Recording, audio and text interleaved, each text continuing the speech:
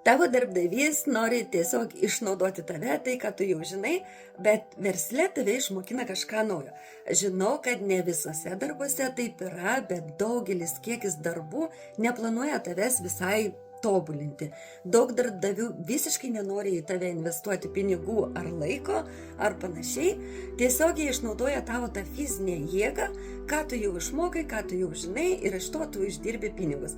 Kai tu ateini į verslą, į tinklinio marketingo verslą, kompanija yra suinteresuota į tave investuoti, tave išmokina, padeda įgyti naujų įgūdžių, kurie tau padeda šiame moderniame pasaulyje, padeda įvaldyti naujas žinias, kur tau padės ne tik versle, bet ir kitose gyvenimo sferose.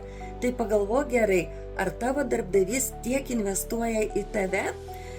Jeigu ne, tai galbūt laikas pasižiūrėti į tinklinio marketingo verslą.